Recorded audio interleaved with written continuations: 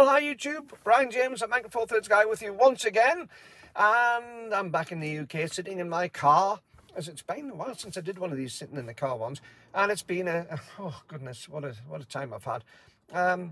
Tooth problems. I don't know if you remember, but last year I went across to the same hotel and I broke a tooth. The problem with breaking tooth in the hotel was I came back and had lots of problems. I'm lucky because I'm one of the people on the NHS, which is very, very difficult these days to get. And, well, it took me months to get my tooth sorted, although it was about beginning of June when it happened. It was middle of November before I got anything sorted out, done on the NHS. And I won't say who the surgery was or anything like that. This isn't a go at people on that, but let's say it was done to a price. It was done down to a price. And the tooth that I had was not the best shape. If you recall going back to the videos, this front tooth here was rather large and looked out of place. And it made this tooth look as if it was filthy dirty because it was actually hidden behind in the shadows. And I never felt totally comfortable with it, and it started to my bite was never right. So when I went back to this hotel in Paphos this time, I was still enjoying myself, except that the front tooth started to get a bit loose, and then it got more loose, and eventually it broke, and the tooth had broke altogether. And I decided that this was the time I needed radical work, because there was nowhere to put the crowd back onto. The tooth had gone. Sorry for squeamish. If you're squeamish, maybe not worth listening to this. However, I decided there was a dentist next door to the hotel, so I went there, and to get two implants done is going to be about €3,000, 1,500 euro a piece, which is about €2,000 less than it would be getting it in the UK. We're near enough 1-to-1 on the euro pound rate, so it's about £5,000, and it's going up because lab fees are going up. I've been reliably informed by a very good friend of mine who works in the dental surgery. So it'll be well over £5,000 UK. So I've got this done for €3,000. I can't afford that. And where I've been waiting months and months, I went on Monday and they took immediate impressions, did all the bits and pieces, sat me down. I've never been sat down by a dentist to talk about my teeth before. Anyway, I'm coming back to the photography, so keep waiting, because I am coming back to the photography stuff. This is my preamble, you see. I've never done a preamble for ages. So, and it was done. They took molds, x-rays and all sorts of things that day. 2 days later I did the work. Took 2 teeth out, 2 extractions, because the tooth beside it was wobbling. Did some reconstruction, bone reconstruction work, and then put 2 implants in. So I have 2 implants here and a denture, which actually looks far, far better than the teeth that I had as my proper teeth previously under the NHS dentist. So I'm having to speak with the denture, but I'm still getting used to this at the moment. But that's the reason I've been doing videos, because I have a nice big gap. That and that one are both not mine. There's a big gap behind there with that denture in. However, back to the photography. Thank you for waiting. It's only been 3.5 minutes of me waffling. Looking at the news, DP Review, after 20 odd years, 25 years or something, Amazon is closing DP Review down. Now, I don't know how many of you subscribe into the idea of DP Review, but DP Review have been one of those really in-depth reviewers of all sorts of digital photography equipment, which have been reliable. Most are tied in with the big manufacturers in some way or the other. And DP Review always seemed to keep a bit of independence. And in the early days, when the purists were saying that digital photography was just an abomination and things, DP Review was one of the few who actually was very positive about what was coming in with digital photography. And remember this in the days when you had 2 megapixel cameras.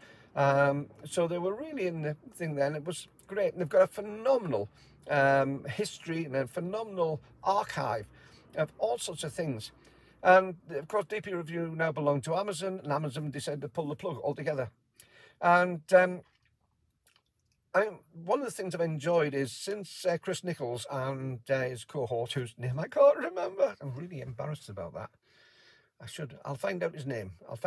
Just pause. Jordan Drake. Chris Nichols and Jordan Drake, ever since they went across from the camera store to DP Review, it's put a new light onto the videos that they put out, and they're really, really good, because I love their videos. I think they're really positive and just descriptive videos. I love the way that Chris Nichols and Jordan Drake do the videos. The way that the banter between them is really, really good. They are good across to Petapixel, so you're still going to get their videos. So you'll have to resubscribe to the Petapixel channel.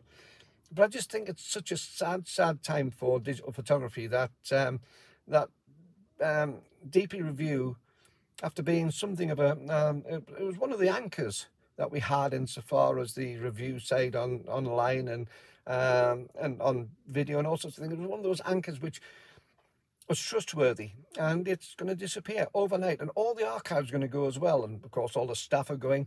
And it is good that we're still going to get the videos done in the style which they are, but I really feel sad about this, and it seems to be purely a cost-cutting exercise, and irrespective of what the implications are, what the deal is. So I'm very, very disappointed in that. Thank you, changing the subject. Thank you very much for all the comments about using a mobile phone as a camera. It was a little bit cheeky. I did do it to sort of use a fishing line and go fishing for comment. And I think quite rightly so, actually, because there were lots of opinions. I really was interested in the opinions. And most of it actually did come to the conclusion, if you read between the lines, that the ones who are professional or very enthusiastic amateurs, the ones who take this more than just as a shot sort of thing, they take it as an intense hobby, they will always want cameras. They will always want proper cameras. But it was amazing how many comments were basically agreeing with me that insofar as probably 90% of the photographers out there, a mobile phone has taken over. And you will find tomorrow, I think, there's a review of a mobile phone which I've done. Now, I am really worried about this because timing-wise, I deliberately put the video about the, is the camera dead? I don't believe the camera is dead by the beak, because a lot of people who said about the tactile feel and having proper buttons and viewfinders and things was what was important to them, including my sister made a comment, of course, as well, because she went onto cameras from mobile phones for that very reason, to give a proper feel to the photography. I do agree with all of you who say that that is a key point, and they will carry on. But it was interesting to see how many people did also say that, agree with me that maybe for the majority of the markets, well, mobile phones are probably the dominant force. And I also look back some 25 years ago. I just said about DP Review starting up 25 years ago. Some 25 years ago, when I said about the purists who were very much against digital photography, they were very, very worried by this digital phenomenon. It wasn't proper photography in their eyes. It wasn't fitting the bill. It didn't have the restrictions. It didn't have the feel of a film camera. And I remember those sort of comments being very, very common at the time, and they've sort of drifted out. So there will be a review tomorrow of my camera phone, my iPhone 13 as a camera, not as a phone. But to put your mind at rest, it is not going to become the iPhone photography camera channel. Quite the opposite.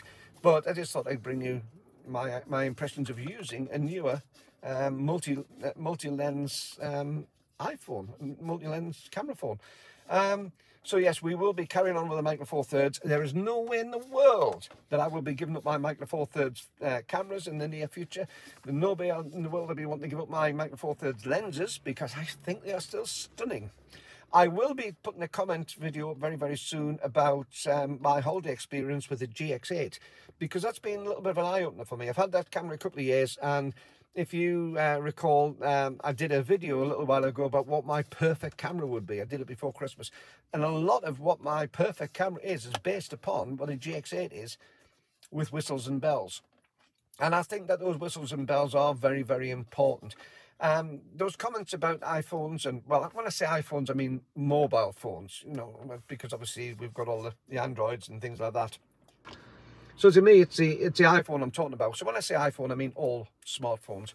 But I think for me, Yes, we've got AI which can do some fantastic things, and you'll see something in the video that I put tomorrow. If you do watch that video, it's worth watching, if you never see it yourself. Especially if you don't use a mobile phone for photography, because I think you can be surprised how good they are. But doing things like the shallow depth of field, yes, you can do, but there's no real control over it. It takes over what it's going to do and puts an incredibly shallow depth of field, but there's something false about it in comparison to the lens doing it, which you would expect. There are an awful lot of other little bits and pieces you can do, and a lot you can do in camera before you upload it.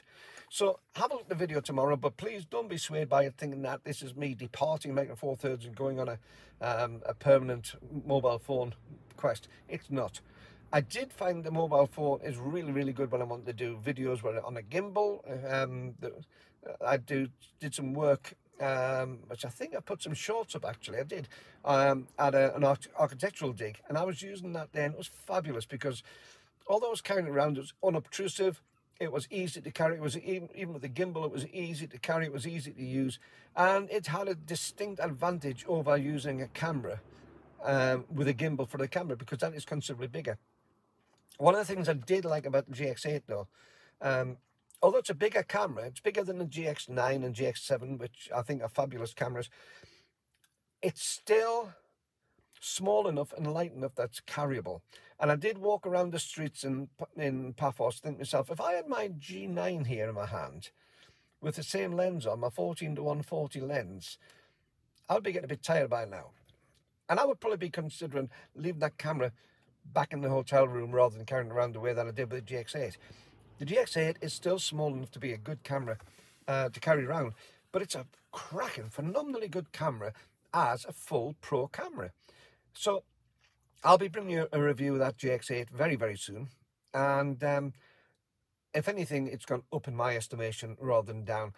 I call them a cult classic. I still think they are something of a cult classic. I think the people who know use them and enjoy them. If you haven't tried one before, please try one. They are fantastic. The overall quality, the quality from the photographs are absolutely outstanding, and the color science from Panasonic Lumix really is good. So if you haven't tried one, I suggest giving it a try. But apart from that, I think that's probably this video just about done. A little bit of news, a little bit of greetings, and I shall see you soon. Don't forget, the video for the iPhone 13 will be coming up tomorrow. Maybe this afternoon. I can't remember when I scheduled it. I think it's tomorrow. We're coming up tomorrow. Have a watch of that, but don't be swayed by it, because I won't be jumping ship yet. Now, before I go, one thing I forgot to do in this video was to thank these people, these wonderful people. Where's my other finger? There we are. These wonderful people here who are my patrons, and thank you very much for them. They give a great deal of support to the channel. If you'd like to become a patron, there's a link below, as there is also a link below if you'd like to buy me a cup of coffee to support the channel. And also don't forget to give a big thumbs up to this video, because it helps YouTube's algorithms to spread it to more and more people. But until the next time, keep on taking your camera out, keep on enjoying your photography. Have fun with your photography. Bye-bye.